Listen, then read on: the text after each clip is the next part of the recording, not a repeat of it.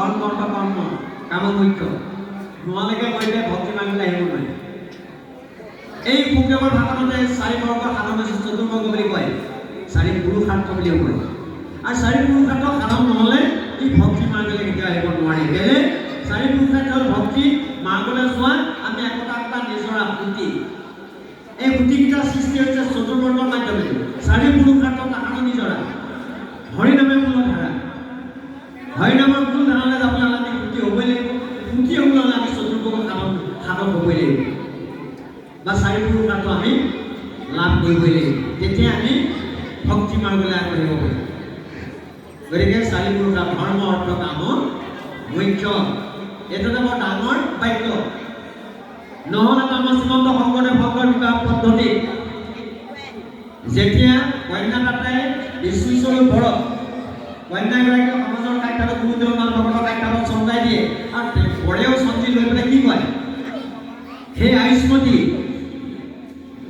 হে কলবিজৰ কন্যাগৰাকী কয়, হে আয়ুষ্মতী, মই ধৰ্ম অৰ্থ কাম মুখ্য এই চতুৰ্বৰ্গ সাধনত তোমাক সাৰথি কৰিম। কিহৰ সাৰথি? কোনটাৰ সাৰথি? দেহৰ অৰ্থ মন পুৰা, এই দেহ ৰত্নৰ সাৰথি কোলৈ চলাবলৈ? ভক্তিৰ মাৰ্গলৈ। ভক্তিৰ মাৰ্গে য'ত ভগৱতীৰ কথা আলাপ আলোচনা হয় তালৈ যাবলৈ যাম, দেহ ৰত্ন চলাই দিব। মই তোমাৰ সাৰথি হ'ম বুলি কৈছোঁ। গতিকে ধৰ্ম অৰ্থ কাম মুখ্য এই চতুৰ্বৰ্গই হ'ল ধৰ্মৰ মূল বা ভগৱতীৰ মূল উপাদান। সেইকেইটা যদি নাথাকে, ধৰ্মৰ প্ৰতি যে ৰাস্তা নাই, ই কেতিয়াও এনে অনুষ্ঠানত এই আকাশত আকাশত থাকে 10টা মায়কৰ চাউণ্ড চিষ্টেম কৰি দিলেও নাহে। যাক ভগৱতী ভাৱ আছে কি আহিব বাৰ যায় কি নহয়। এই আমি পৰীক্ষিতৰ ওপৰত জন্ম পাম, তেতিয়া তাৰ ভাগৱত কেনেকৈ সেই পৃথিৱীত পৰীক্ষিতে এদিন ৰাজভঁৰালত সোমাল। ৰাজভঁৰাল সেইদিনাখনৰ সোমোৱা নাছিল, প্ৰয়োজন নাছিল। আমাৰ ককাহঁতেনো কিমান কেতিয়া সা সম্পত্তি গোটাই থৈছে চাওঁ বুলি পেলাই তেওঁ ভঁৰালটো মুকলালে।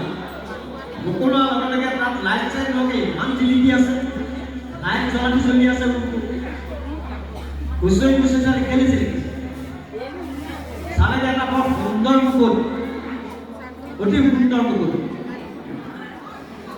সেই মুকুটটোত হীৰা খটোৱা আছে। লাহেকে আঙুলকে দাঙি আনি সুধিলে মন্ত্ৰী, মন্ত্ৰী এইটো ইমান জিলিকিছে কিয়? এইটো কাৰ মুকুট? কাৰ পৰা আনিলে আমাৰ ককাহঁতে? বোলে সুধিবলৈ পাইছোঁ, এইটো জৰাসন্ধৰ মুকুট। গতিকে জৰাসন্ধক হত্যা কৰি ভীম ককাই হত্যা কৰিছিলে নহয়, এই মুকুটটো লৈ আহিলে। তাৰপৰা যিমান সা সম্পত্তি চকলেট লৈছে তাৰ বুলি মুকুট আছে। তেওঁ চোৱাৰ লগে লগে বেয়া বস্তু স্পৰ্শ কৰাৰ লগে লগে মনো বেয়া হৈ গুচি গ'ল, মনটো বেয়া হৈ গুচি গ'ল। এই মুকুটটো পিন্ধি মই যদি মৃগয়াই কৰিবলৈ যাওঁ, তেনেহ'লে মৃগবিলাকে মোলৈ ফল লাগে চাওঁতে মই হত্যা কৰিব পাৰিম। এই ভাৱটো জাগ্ৰত হ'ল। মুকুট পিন্ধিলে আৰু নোলাল। কিন্তু তেওঁ এটা মৃগও হত্যা কৰিব নোৱাৰিলে। কেলে? তেওঁলোকে আছে বিষ্ণুতেজ আৰু বৈষ্ণৱতেজ। কেনেকৈ মাৰিব? পৰহিংসা কেনেকৈ কৰিব? সেইটো মুকুটেহে টানি নিছে, মুকুটটোৱেহে টানি নিছে, পৰহিংসাটো কৰিব নোৱাৰি। দিনৰ দিনটো মৃগলমণ্ডনত ঘূৰোতে ঘূৰোতে ঘূৰোতে ঘূৰোতে পিয়াহত অন্তকণ্ঠ শুকাই গ'ল। তাৰপিছত এতিয়া মৃগটো বাদ দিলা, পিয়াহত মৰি পিতা মই ক'ৰবাত কেনেবাকৈ পানী পাই, ক'ৰবাত কেনেবাকৈ আশ্ৰম আছে নেকি? এনেকৈ বিচাৰি বিচাৰি দেখিলে শ্ৰমিকৰ আশ্ৰম, শ্ৰমিক মুনিৰ আশ্ৰম। শ্ৰমিক মুনিয়ে সেই সময়ত ধ্যানত, গভীৰ ধ্যানত মগ্ন হৈ আছে। গভীৰ ধ্যান মগ্ন হ'লে কেনেকুৱা অৱস্থা হ'ব লাগিব? সেই অৱস্থাটোৰ নাম চতুৰ্থ সমাধি। প্ৰথম সমাধি, দ্বিতীয় সমাধি, তৃতীয় সমাধি, চতুৰ্থ সমাধি। চতুৰ্থ সমাধিৰ ৰথে থকা মানুহক এফালৰ পৰা কাটি চিনি শেষ কৰি দিলেও ক'ব নোৱাৰে, সেইকাৰণে উৰিয়ে খাই শেষ কৰিলেও ক'ব নোৱাৰে। ইমান চিঞৰিলে, পিয়াহত আঁতুৰ হৈ ইমান চিঞৰিলে, হে ঋষিদেৱৰ, হে ঋষিৰাজ, মোক ৰক্ষা কৰক, মোক জীৱন দান দিয়ক, মই পিয়াহত মৰিম এতিয়া। 3বাৰমান চিঞৰা শব্দ ঋষিৰ পৰা কোনো প্ৰত্যুত্তৰ নাপালে। ৰজাৰ খং উঠিলে, উঠি ওচৰতে মৰা সাপ এডাল আছিল, সেইডালেকে শ্ৰমিক মুনিৰ ডিঙিত তোকনো কি সন্মানত জনা, তই যে মোক নমতাৰ পুৰস্কাৰ এইটোৱে বুলি পেলাই সাপডাল দিলে। আনি মাটি দূৰত শ্ৰমিকৰ পুতেক চিংগি লগৰ ল'ৰাৰ লগত খেলি আছিলে। এজন ল'ৰাই কৈ দিলে, হেৰা পৰীক্ষিত ৰজা নহয় জানো? হয়, কি হ'ল? তেওঁলোকক ইমান এজন জ্ঞানী বুলি ৰজাই তোমাৰ দেউতাৰ ডিঙিত সাপ এডাল লাগি দিয়া দেখিছোঁ। দেউতা ধ্যান কৰি থকা ওচৰতে সাপ এডাল পৰি আছিলে। হয়, সেইডালে আহি পেলাই কি হ'ব? বৰ দুখ পালে, অতি দুখ পালে। দেউতাকৰ তেনেকুৱা ব্যৱহাৰ কৰাৰ কাৰণে চিংগিয়ে বৰ দুখ পালে আৰু ৰাউচি টানি চিঞৰি চিঞৰি কান্দিব লাগিল। কান্দি কান্দি দেউতাকৰ ওচৰত পালেহি।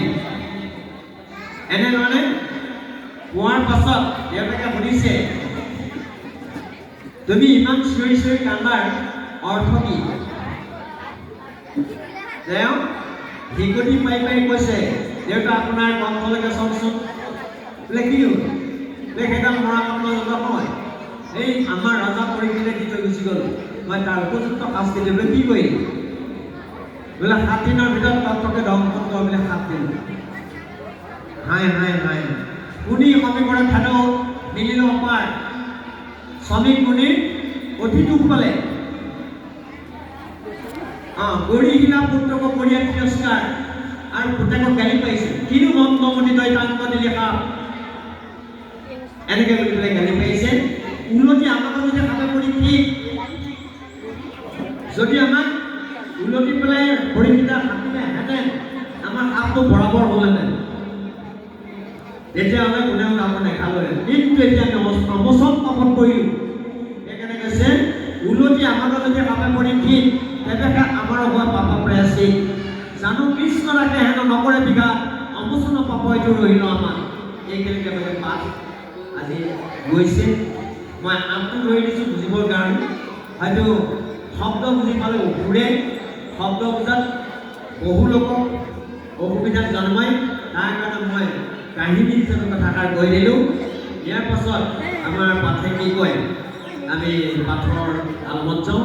ইয়াৰ মাজতে আমাৰ এতিয়া অনুৰোধ, সকলোৰে শ্ৰীচৰণত বুজাবুজি তাৰতম্য থাকিলে আপোনালোকে প্ৰশ্নৰ কাৰণে উত্থাপন কৰিব। যথা